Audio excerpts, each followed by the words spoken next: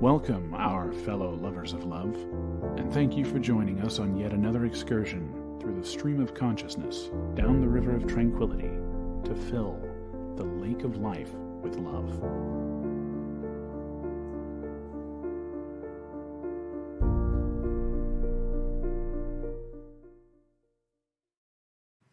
And good evening, our fellow lovers of love out there. We are here for another week. Tonight we're going to talk about mental health again and how to support people with mental health challenges. Well, it is Mental Health Awareness Month. I've missed that. It's October. Is it? Yeah. I thought it was National Dress Up Month. No. No. Okay. Well, it's that too. I wonder if the two are related.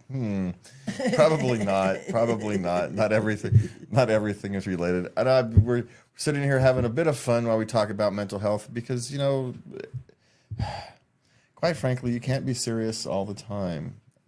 But you want to talk about serious subjects, which we try to do here, but you want to do it in a loving, caring, compassionate way. And one of the things we have found is being able to laugh at your condition actually kind of humanizes it. And It really does. And so it's, you know,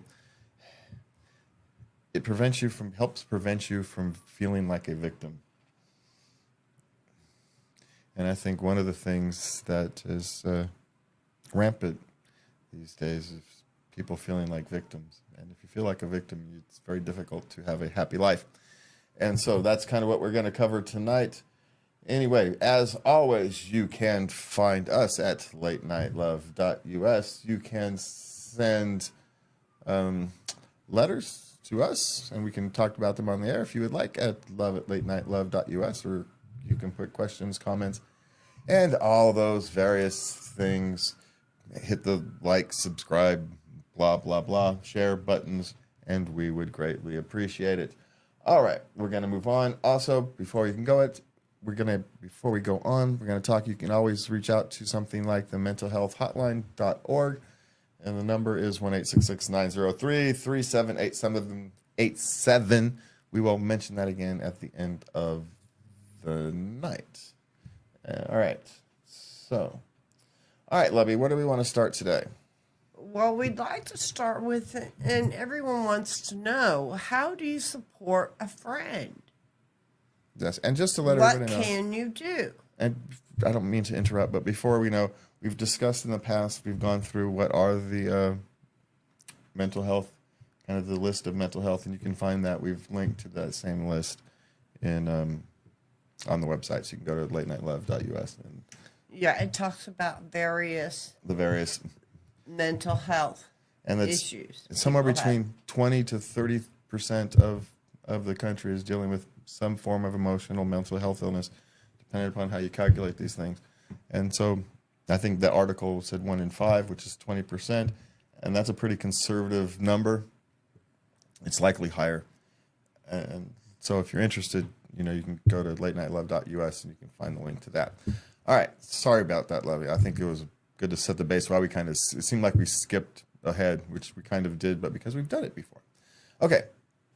So how can we help those who have issues with mental health, who struggle with mental or emotional health?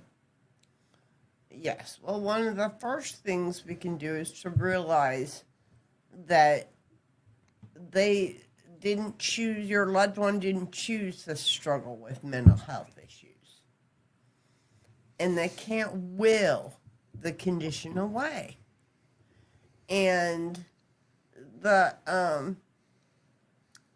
what you need to do is encourage him or her to talk openly about their issues as you listen without judgment. So that's one of the first things, is not judging them.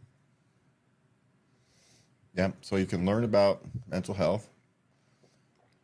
That's a good thing, right?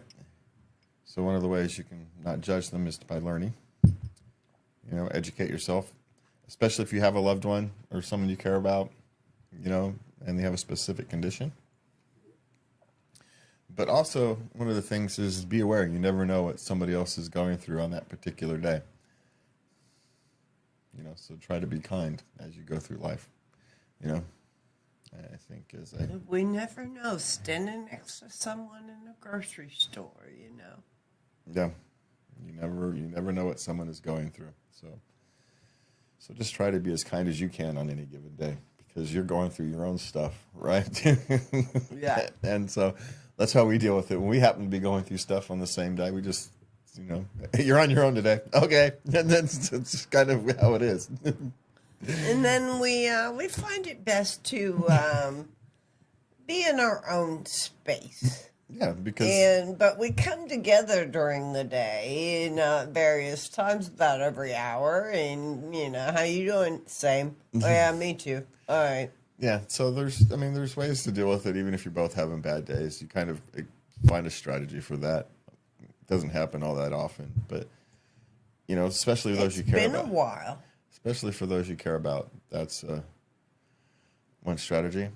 Another one we're ready to, avoid stigmatizing mental health. Right? Yes. They're no different than other mental health conditions. Than other health conditions. My bad. People don't choose it. Trust us. No. No one chooses this kind of thing. So. Anyway. Oh, and for first-time listeners, I'm bipolar.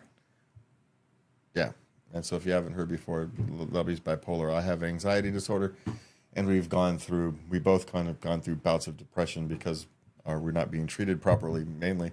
Yeah.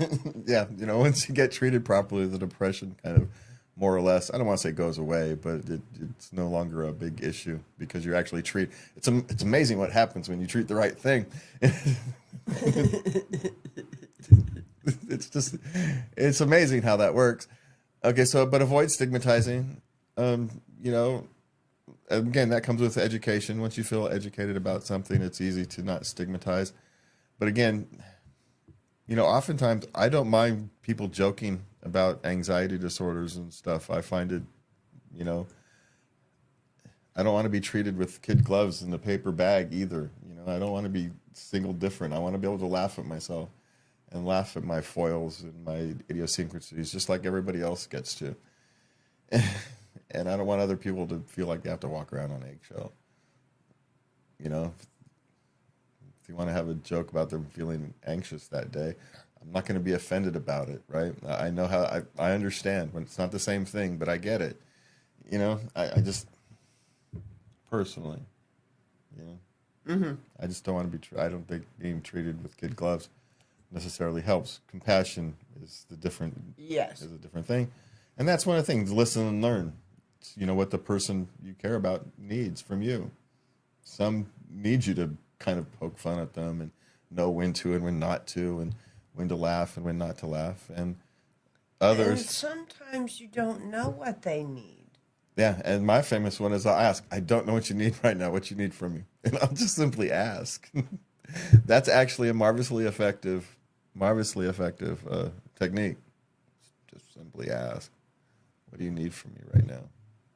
It works wonderfully well, surprisingly. Mm-hmm. Well, maybe not surprisingly, I guess, is the thing. But that's always, I've said it 1,000 times now on this show over the almost 200 episodes we've done. What is it? Almost 200? Yeah. Yeah. So 188, I think is what we're at. So I've said that one many a times. Yeah. Just ask. Better ask somebody. All right. So what's next? Assist your loved one in seeking help. Again, that goes with asking, seeing what kind of help they actually need. Do they need you to go with them? Do they need you to drive them there? Maybe they need you to help choose the therapist. Maybe they just need you to be supportive and be a cheerleader and understand that, some therapy sessions are hard and they're going to have to kind of take a day or so to recuperate from it. These things happen. So that's, assist in what they can do, but you're going to have to, again, listen and learn and then help where you're needed. Yeah. And what you can do. There's always that, you have your own life to live. So you'll figure out, find that balance. Okay, what do we got? Offer meaningful support. If your friend is overwhelmed at work, consider picking up the kids from school. Yeah, so as we seem to be answering these things a question ahead. Okay, so yeah, we've just talked about kind of the things to do. Pick and choose. If your Okay. sibling has trouble focusing on daily tasks, offer to help by mowing the lawn or weeding the garden. Yeah, but don't let them take advantage of you, especially if they're younger. But if they're older siblings and this is a lifelong thing, when they're just being overwhelmed versus when they're being manipulative, right? You've spent a lifetime with these person. You should know that by now. Okay. Next one is take symptoms seriously. So Yes. yeah. I like this, what they have to say in here. Mental health issues can color the way you see the world, and no amount of arguing is going to change your loved one's perceptions. Yeah, because the world you see isn't the same world they see. And that was one of the things. Once I learned I was dealing with an anxiety disorder, then okay, now the world made less sense, but the reason it didn't make sense before, it made sense, if that makes any sense. Yes, it does. That sentence got out of hand. All right. But yeah, take the people's symptoms seriously and, understand that finding the right diagnosis can often be difficult. And I don't know if they're going to talk about it later, but, medication is often a long, rough road before you find something that settles and works. It's very rare the first one works the way you want it to. Yes. Yeah. So, okay. Give your loved one control. You don't hold their hand unless they need it. Is a simple way to say that one. Cheer them on as much as you can. Because sometimes failure is the way to success, but be there to help them up. And if they really need you to hold their hand across the proverbial street, then hold their hand across the proverbial street. But the point is to get them to be able to cross the street by themselves at some point. At some point. And, you don't want to reach the point where it's hard for both of you to do that. So, if someone's really suffering, still give them as much control as they can handle. And as they become stronger, they'll be able to handle more. That's how that works. Okay.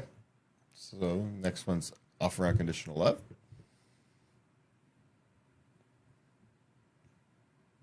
Which shouldn't be. They make a statement, and I feel it's true. People with mental health conditions frequently worry that they are unlovable. Yeah, they overly self-identify, and that makes a difficult life. Like I said, in misinterpreting the world, you're misinterpreting the world, and then you're overly self-identifying everything. Everything's about you. The person who was grumpy at the cash register was grumpy because of you. It was you, not just the fact that they had a bad day. Yeah. Yeah. And so you being the stable person in their life, I suppose, is someone they know they can trust. Is a good thing. Build upon your strengths. So if a loved one is struggling, find things they're good at and, help them with the small victories. Because, when people have confidence problems, one of the hardest things to do is to try. And if you're really struggling with mental health issues, that confidence to try is even harder. You've got everything telling you you're not good enough. So, try to find something they're good at and let them do it. Let them succeed. And, even success doesn't always succeed. You know what I mean? Some big, huge goal isn't necessarily the success. Maybe just getting doing something is the success. So Anything. anything is a success. Sometimes it's just getting out of bed and getting dressed. Yeah. So finding something that they can do, something they can focus on, something they can sink their teeth into. You know, it's a time to lean into their hobby or an interest. You know, go do some public service, something that's kind of self-motivating, even if it's just volunteer work. You know, if it motivates them, it motivates them.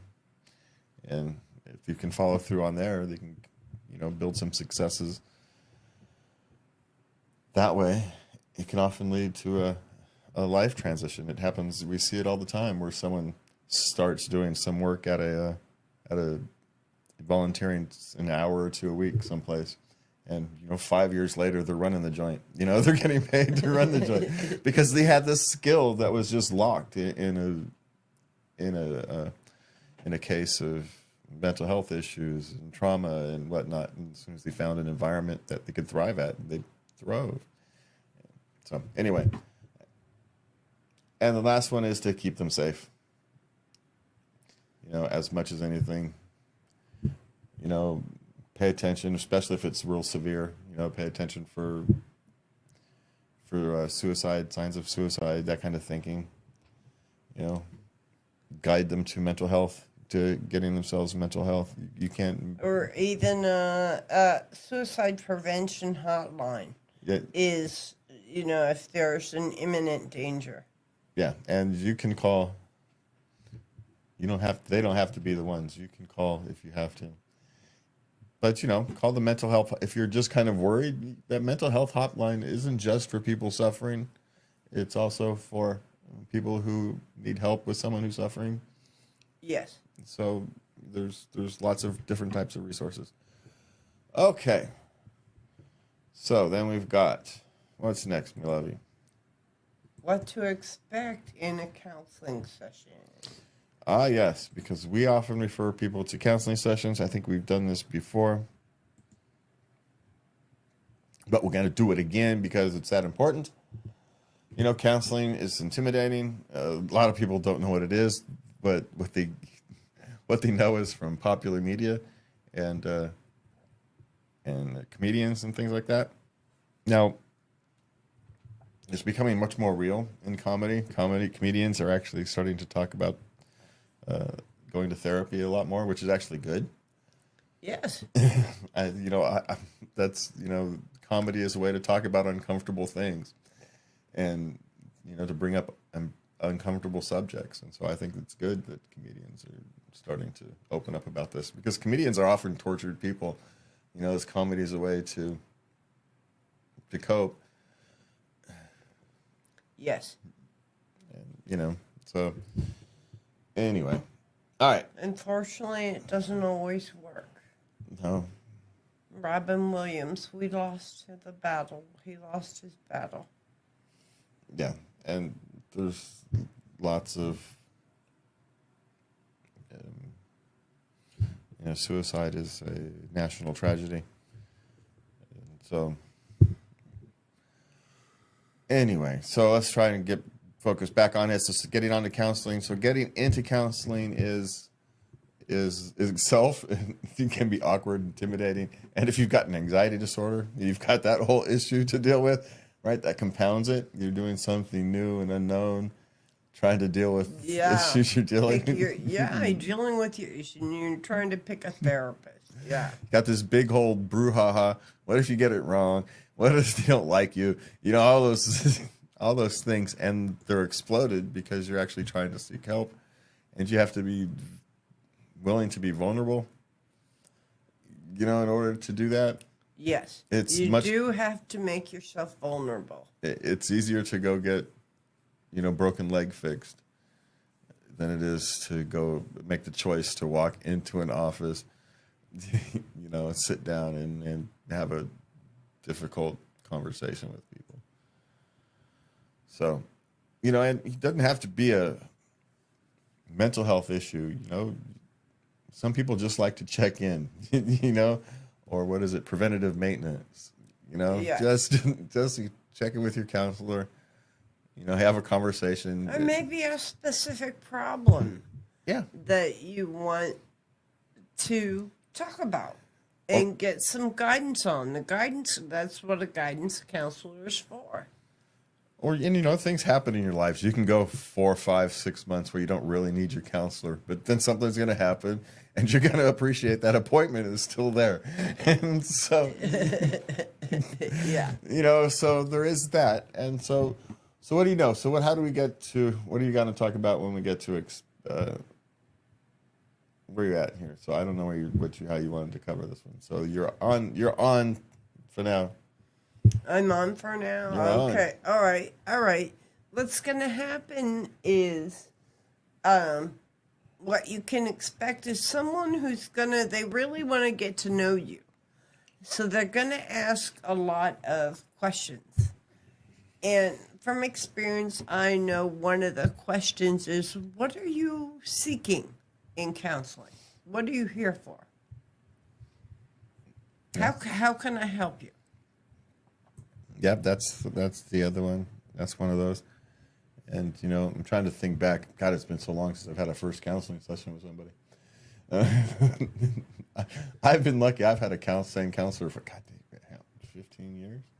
And to tell you the truth, I like asking a couple of questions about them. Just like, are they married? Do they have kids? How do they like their job? Well, that's actually... and then just so I feel I know them a little bit. Well, that's actually important. You're going to be talking... That's actually something important. You're going to be talking about very personal things. And while you don't need to know everything about their lives, it's good to know that you're discussionally compatible, right? You would never guess. Me and my counselor are like politically completely different. Well, at least the path to get to the world we want is different. The world we theoretically want is very similar, but we have a completely different path of getting there, right? Yes. And we know this because we've been 15 years of conversation. These things, you work these things. This happen. You happen to know after 15 years of conversations. But so you don't need to be, like you in order to be able to help you and support you. In fact, sometimes you need someone who's actually different so they can be a more effective mirror. Yeah. So it's a really personal thing. It's like a personal service. You're not going into a restaurant and ordering the number 5. No. This is a very personal service, and so it should be treated as such. And so getting to know them on a personal level doesn't mean they have to agree with everything. Doesn't mean you can have completely different lifestyles and they still be an effective counselor, but you have to be able to want to sit down in a room and have a conversation with them. Yes. Right? Because if you can't do that, you can't have a counselor. And so there is part of that is just being able to have a conversation, and you have to be able to hold up your end of it because, quite frankly, you're going to be the one who has to get used to talking. And the way you getting used to talking and coming in sitting, it took me 3 sessions before we actually sat down and did any actual 3, maybe even 4 before we actually sat down and had a counseling session, because I'm not willing to talk to people until I'm comfortable with them. And, the fact that I was willing to go 3 or 4 was probably a good sign, right? Yeah, I'm willing to go back and talk to that person. Yeah, I'm willing to go back and talk to that. And eventually we started talking about things that needed to be discussed, but you couldn't have gotten there without those first few sessions. There's no way. I wasn't going to skip that. So, so the question is, when you leave, am I willing to talk to this person again? Am I willing to talk to them this again? So that's one of the questions, I think, when you leave your counselor. Okay, so where are we at next? Discussing your challenges. Feeling embarrassed is common. Uh-huh. And being completely honest is not easy. No. Well, and you don't necessarily have to be completely honest. Uh-oh, hiccups. Right? You get to be the filter. Right? You don't have to tell them everything. The high points. Yeah, I mean, and you'll know what you need to discuss and what you don't. You don't need to discuss deep personal themes that you're not struggling with. What you need to discuss are the things you're struggling with. Maybe you do want to discuss your successes, things that are easy. There's times that you just don't want to deal with anything that day, and so you talk about kind of the easy things. But for the most part, you're only talking about the things that are difficult. And so, these discussing uncomfortable things. Unfortunately. Yeah. Yeah. Okay. Now, counselors talk to people all day, every day. Yes.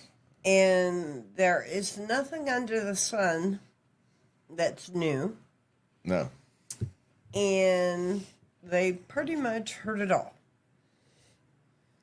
So it won't be a first time for them hearing about. Especially if they've been around for more than 5-6 years. They're like ER doctors, right? They've seen everything. Even if you surprise them, they're not going to be that surprised because something will have been worse.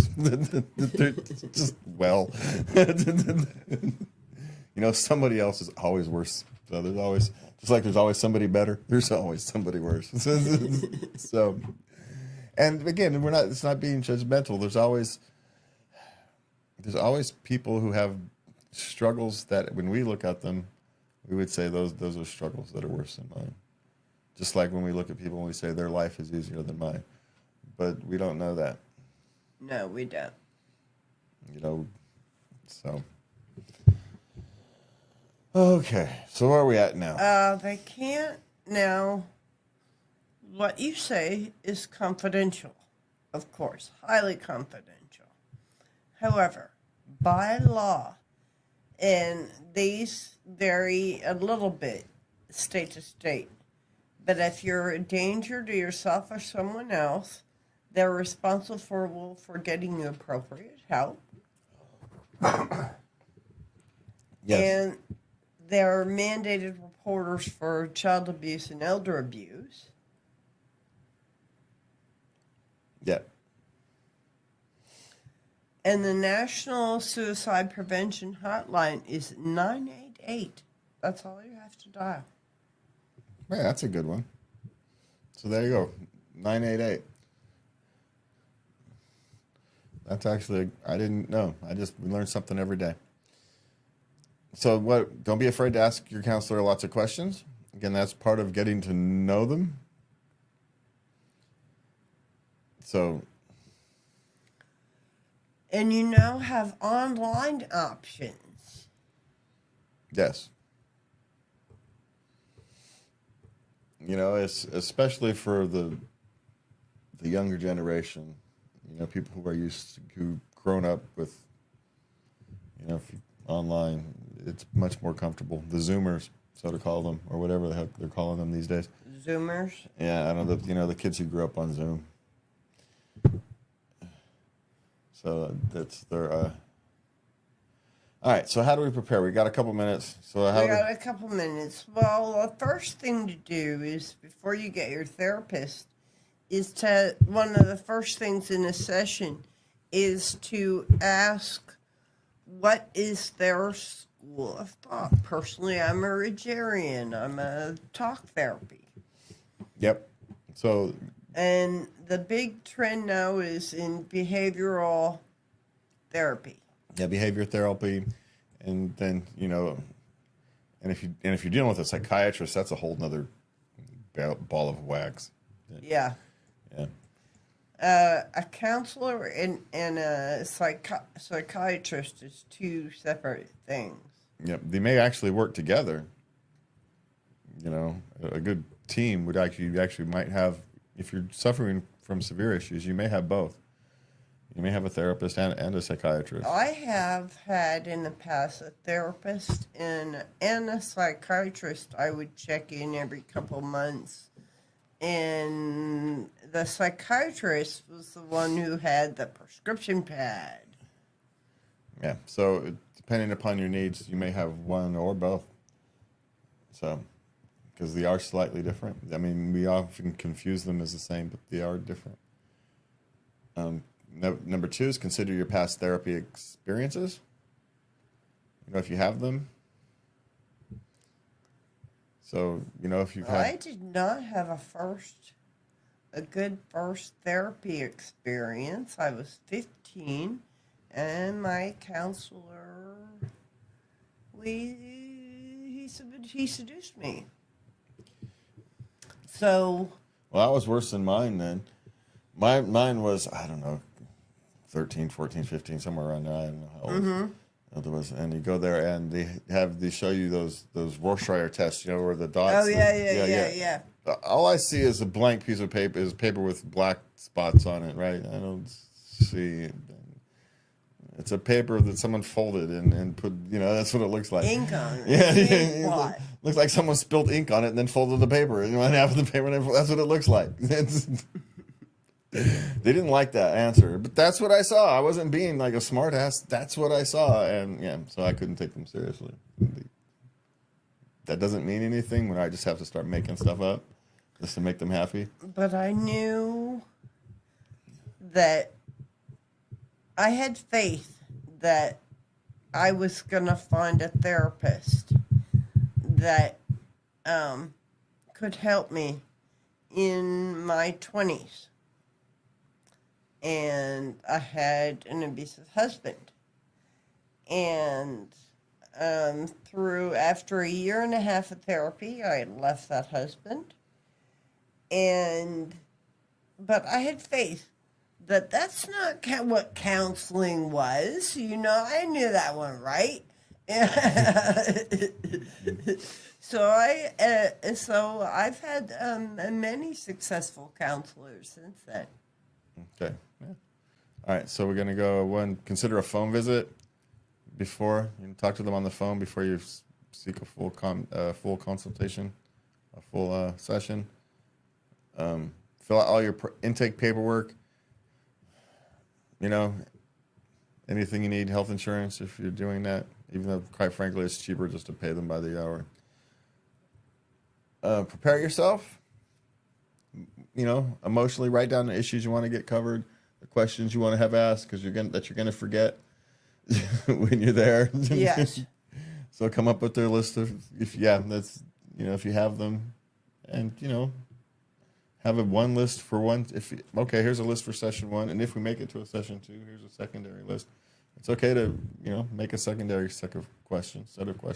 Once you get the first set answered, you think about them later. And issues. So, yeah. Markers of progress. I don't know. See, therapy is not a linear thing. And so, I don't know. It's hard to put a marker of progress. The question is, for me, are you making progress over time? Yes. Yeah.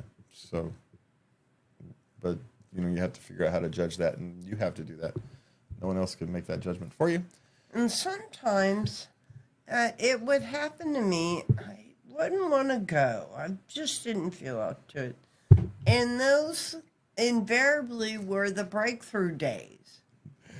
Yeah, sometimes you don't want to go. Your mind's, I don't want to deal with what I have to deal with. And you just, I'm too tired for that. But you go anyway. And it forces you. And remember, think about therapy as a team effort. Trust me, you don't come out of a therapy session, none the worse for wear. A good therapy session is actually exhausting. It can take some time to kind of recover from, to process is probably a better word. To take some time to kind of process it properly. And so, having a supportive house, supportive spouse, family, friends. That understand that, hey, they need to be left alone on therapy day, or they need extra love from the kids. Hey, mom's home from therapy day. Go give mom an extra hug when she gets home. She needs an extra hug. Whatever it is. There's a number of ways. Again, learn. We went back to the other one we discussed. Learn and listen and learn. Yeah. what Yes, they need. what they need. Yeah. You know, don't stress. Oh, yeah, don't stress. Yeah, just relax. Yeah, just relax. Just relax. That might be the dumbest thing on this list. Breathe. I like that. Yeah. And relax is emphasized. It's in bold. Yeah. Yeah. Like someone telling someone have a panic attack. Oh, just relax. No, yeah. Try to relax, especially on the days prior, but it's not going to be successful. Keep an open mind, which is, okay, try to keep an open mind. Try to keep an open mind to suggestions from your counselor. Yeah. Yeah. And not just the whole process, right? Especially if you're reluctant to do it. If you're going to do it, go in with a good old college try, because otherwise, what's the point? So, go with open mind. And if you need to, have a supportive friend or family help you, especially the first session or two. Someone, a friendly face after you get out, Or have someone meet you for coffee afterwards. Yeah. If you don't want to be alone, you'll figure out what you need eventually. But those first couple times, having someone take you isn't a bad idea, because it can actually, especially if you and your counselor click, or your counselor happens to be one of those who cuts to the chase, and there are those who will get work done on the first day. And so if you happen to run into one of those, you're not really prepared for it, it could be a good idea to have it. Yeah. And again, A backup plan. Yeah. So again, we can go to mentalhotline.org, 1-866-903-3787 if you or a loved one are having issues to cover. All right, my love. We are going to move on to questions. Yes, and we're going to start with relationship. Oh, yay. All right. All right. Okay. And if you have a question for us, you can send it to love at latenightLove.us, or you can go to the website and there's a contact form on there. Or you can, leave it as a comment, even though you probably wouldn't want to do that. All right, what's next? Okay, first question. Mm-hmm. The man, 25 male, I'm 27 female, saying is bad at sex. How do I tell him what I need without hurting him? She wants to talk to him, but she's afraid he's going to feel bad. Well, put it this way. He's going to feel worse if you don't. Because at some point he's going to find out. You guys are going to have an argument. And it's going to come blurting out. And you're going to regret it later. But some way, somehow, it'll happen. And so, I don't know, just direct him. He's 25. He probably hasn't had much experience. He needs someone to teach him. So you get to be teacher. And whether you like that role or not is, a question only she can answer. But yeah, just deal with it. Just don't say he's bad at sex. Just show him ways he can improve. That's all. Honey, can I show you something? It is very successful. Yeah. Yeah, don't focus on what he's doing wrong. Focus on helping him do it right. Think of it that way. Yeah. And it's probably just inexperienced, and Yeah. would be my guess. And you're more experienced than him. That's the general sign of that. So, okay. Okay, husband, male 32, forgot my female 29 birthday, and I can't seem to move on. Well, 29 is a big one. The 9s are big. Well, and not everybody has same attitudes towards birthdays as everybody else. And my guess is her husband probably doesn't really care all that much about birthdays, and so birthdays are easy to slip out the thing. So here's the thing. You can be a little proactive. He's got a phone with a calendar on it. Set them a reminder a week before your birthday next year. And just be proactive if you want the gift, because he's probably just not going to ever remember. It's not that he doesn't love you. It's birthdays just don't hit his list for whatever reason. Yeah. Yeah, it would be my guess. And, maybe he's got ADHD or something like that. And, he gets lost in time and, oh, crap, his birthday was yesterday. I didn't mean to forget. I just forgot. And let him make it up to you would be my guess. Yes. Yeah, let him make it up to you. And maybe accept that he didn't forget your birthday. He just didn't remember it on the day. Happens. Maybe he's preparing you for when you're old. I don't know. Yeah. But my suggestion is be proactive. Put a reminder in his phone. That's what you do for people you love. If you care that much, put a reminder in his phone for him. Yeah. Yeah. Then move on. But I understand the hurt, but yeah, it is just a birthday. Yeah. Do you really want to carry it on? So solve the problem. All right, next. Sorry.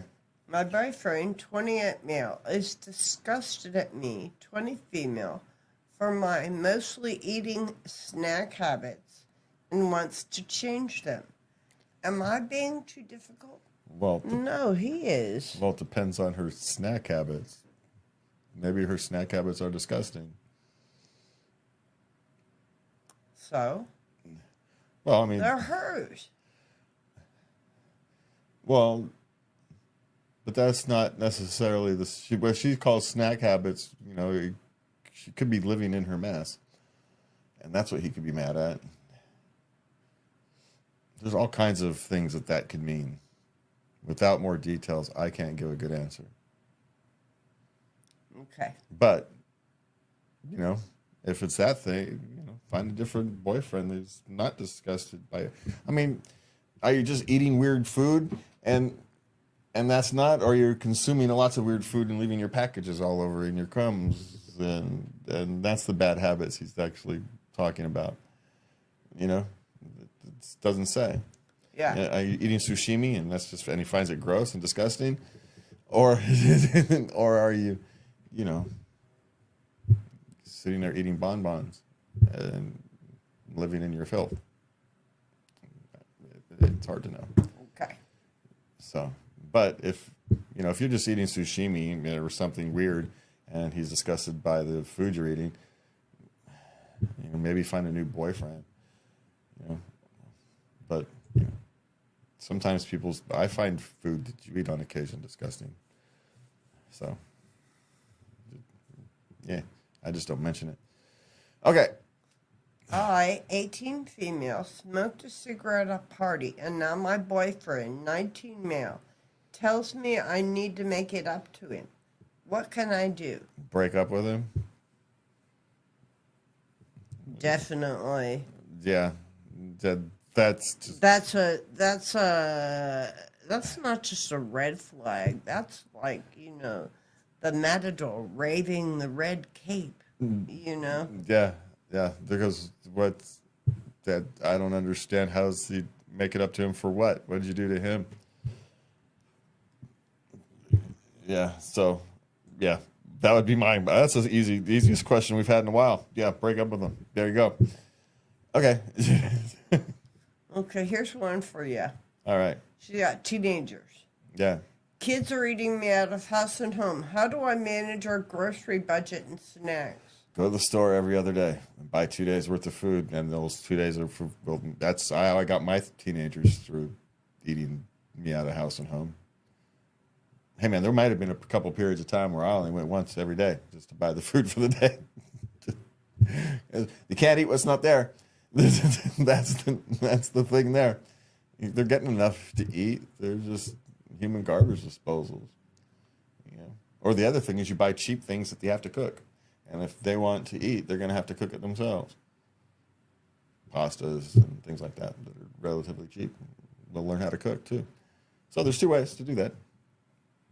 But granted, I live like 3 blocks from the grocery store, so it was easy for me to go to the grocery store every other day.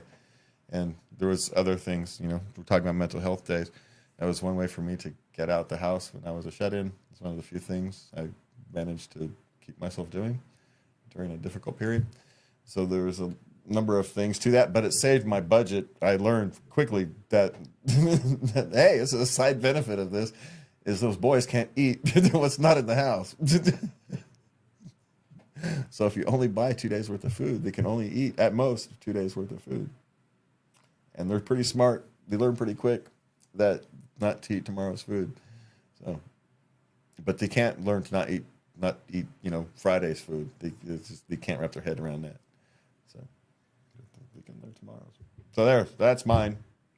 Go shopping more often, smaller trips. Yeah. Smaller trips more often. It's the only suggestion.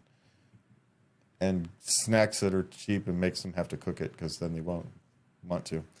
So, anyway. Okay. What's one thing you missed from before you had kids? Oh, good Lord. I have no clue. I had kids at 19. Sleeping in. I had kids at like 19. I didn't sleep in at night. Well, I mean, I did, but I don't know. There's nothing. There's just nothing. I didn't have enough of a life before kids to miss anything. My teenage years sucked. I hated them because I had undiagnosed anxiety disorder and didn't know it. And so, misinterpreting the whole world. And there was nothing. Kids gave me direction in life. So there's nothing I missed from before I had kids. So how's that? Huh. There's that answer. Okay, what's next? When do kids stop needing you to entertain them? 60. Pretty much. There's no actual answer to that question because it could be 5, it could be 15, it could be never. It just it depends on your family and your child and blah blah blah blah blah. So, quite frankly, at some point you'll miss having to entertain them. You want them there to entertain them. You will. Yes, you will. So, I know you're tired. And I know that you're not going to. You don't believe this right now, but you will look back, and these will be some of the best days of your life. Getting to watch those kids grow up, it'll be the best times of your life. So, it doesn't feel like it now, but that's because life's going to suck coming up. So,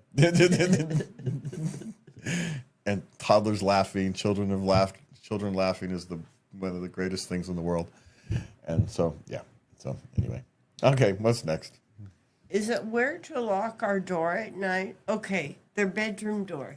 Now, backstory. Uh-huh. The husband, at night, he'll hear a noise, or sometimes for no reason at all, he'll jump out of bed all scared and kind of waving around and getting sleep terrors. Okay. Yeah, sleep terrors. So she wants to lock the door so their toddler won't come in. That's an interesting one. Is it okay? First, I'm going to answer the question as it's asked. No, there's lots of reasons to want to lock your door at night. Maybe you sleep naked and you don't want your teenagers or somebody to walk in. Whatever. There's all kinds of reasons to have. That's why we have privacy locks on doors. So no, it's not weird. Now, to lock your toddler out from that, I suppose you could. It wouldn't be my reason.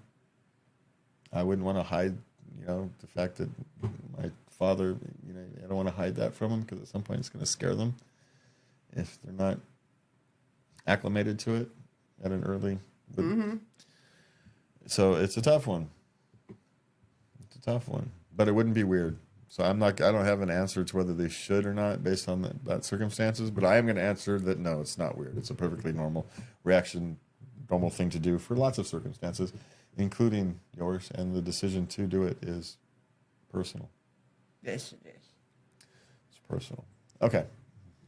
Okay, we're going to move on to work questions. Oh, yay. How do you combat the Sunday scaries? Treat your anxiety disorder. That would be my suggestion on how to combat the Sunday scaries.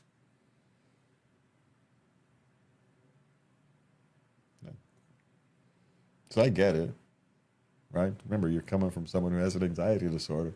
So, you've got all the stuff you've got to deal with. It starts hitting you on Sunday, right? Just as you finish putting it all away. Mm-hmm. And then it comes at you on Sunday evening.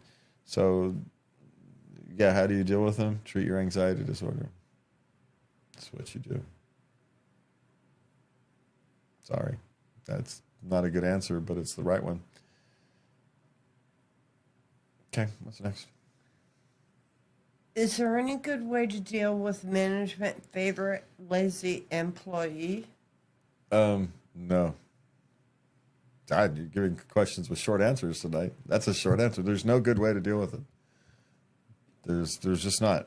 Anything you try to do is just going to look petty. And probably because it kind of is. The other suggestion would be to make yourself more likable. I was watching a video on why you're not advancing in your career and why people who, are lazy or not as good seem to get promoted. And one is they're likable, and two, they do the jobs no one else wants to do, so they become trustworthy. They'll take on the tough jobs that have high chance of failure, will succeed despite themselves. And then, next thing they know, they're now trusted because they were willing to take the risk of a difficult task. So, maybe the best way to deal with your management's favorite lazy employee is to become more likable.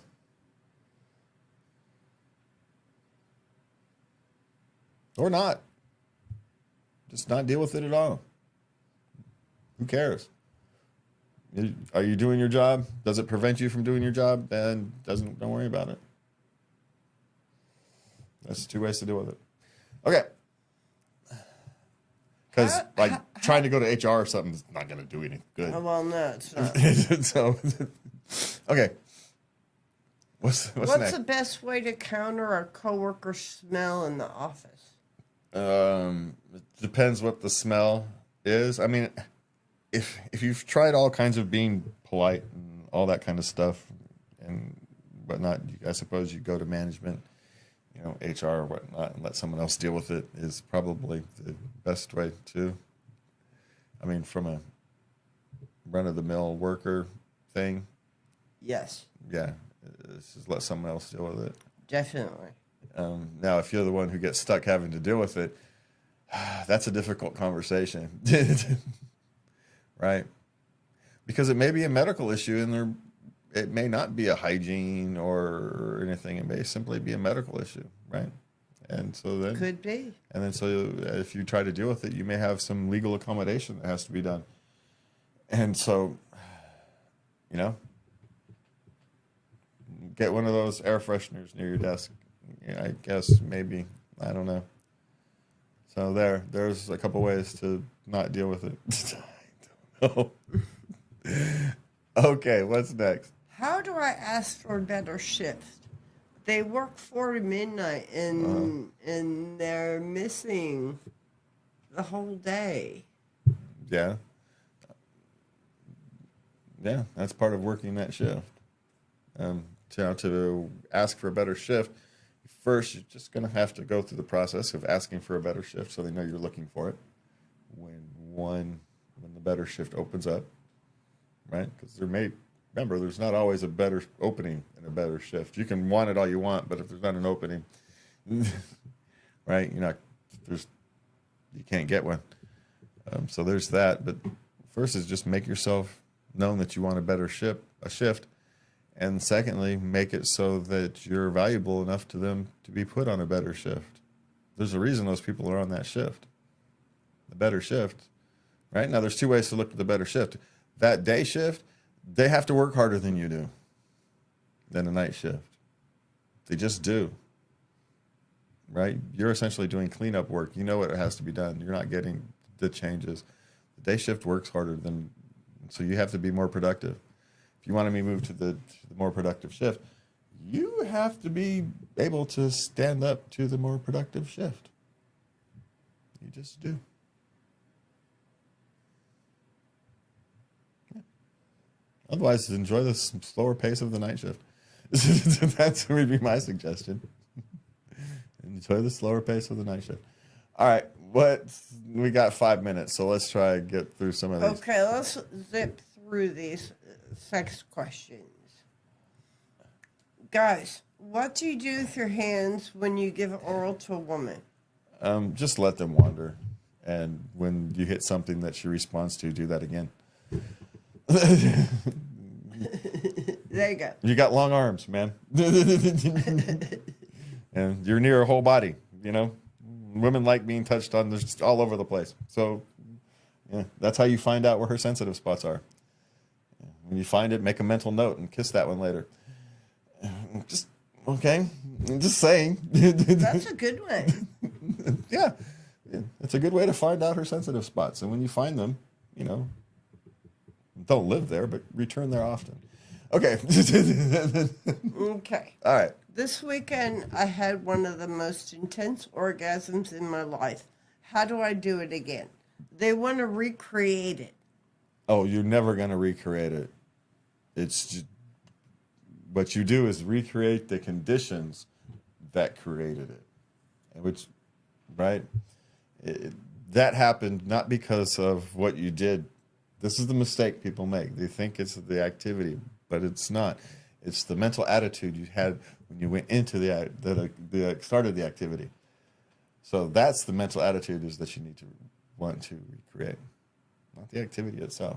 The activity will take care of itself. It's the openness, security, whatever. And the reality is you may never have an orgasm like that again. Sorry. Or you may have one that's even better. You don't know. You know, maybe you've had poor orgasms, and that's just, now you've set a new standard. It's hard But to know. the good news is that you have them. So, you know. Hey, Yeah. have some fun, but don't chase it. Just have fun. And because the minute you start chasing it, you're putting pressure on yourself, and you're not going to, it's just not. So just hang loose and have some fun with it and enjoy it for what it was. Okay. Okay, is there such a thing as wanting too much sex? He's 19, and that's like all he thinks about, and he's worried. Well, at 19, that's perfectly normal. So a breeze can make you think about sex. The trick is you learn to, not listen to those things. It's how you learn to. That's how men learn to focus. Learn to stop thinking about sex every 7 seconds. It's irritating. It really is. Teenage irritating as crap. But wanting too much, well, yes, anything that interferes with the rest of your life is a problem. And I suppose if you're overly thinking about it, talk to a counselor about it. But my guess is you're probably just a normal 19-year-old worried that you're not normal, and then, you're perfectly normal. Yeah. The trick is for the next, couple of years, is to learn to control that. You can do it. We all have. Okay, what's this last one? Last one. How do I, 20s male, help my girlfriend, 20s, feel more attractive in herself? Okay, here's this trick. You can't. But what you can do is make her feel secure that you find her attractive. Because you can't make her feel anything inside of herself. It's not your job. You're not qualified. She's the only one who can do that. But you can create the conditions where she can believe she's attractive by having her understand that you will always find her attractive. That's it. That's all you can do. All you can do is reinforce that you find her attractive, and over time, especially if she's getting some counseling and working on on herself, she'll come to appreciate that. But you can't help her feel more attractive. She has to help that herself. But you can, let it be known that you find her insanely attractive. Yes. Yeah. And by doing that repeatedly, just someday, maybe, Probably not, but maybe. But you know what? That's all she actually will need. She won't need external validation. She won't even need internal validation because she has someone who cares about her. And that's what we all actually need, we need someone to care about us when we sometimes don't care about ourselves. You know, we talked about mental health and talked about suicide, and that's the problem is when people reach the point where they no longer care about themselves. Lots of bad things happen. Yes. You know, it goes from suicide to alcoholism to drug abuse to self-medication. You know, we've now got a fentanyl crisis because people are either treating their pain for themselves or treating their physical pain or emotional pain on their own. And let's try to make the world a less lonely place. So if you can, find somebody to love and love them. When you have somebody to love, just love them. That's it. That's it for me and Lovey tonight. You can send us a love letter to love@latenightLove.us. You can always find us at latenightLove.us. God, I can't say anything proper tonight. And you can like, subscribe, share, do all that good fun stuff that all us what the heck is up? Content creators always say. Almost done, hon. Man, I'm trying to talk to you fast is what it is. Actually, oddly enough, I had a small, random anxiety attack an hour before the show. It was strange. But we made it. It went away. Like they do. It was meaningless. All right, from That's Me and Lubby, good night. Oops. Oh, God dang it. I'm doing this wrong again. From me and Lubby, good night. And please remember to love everybody.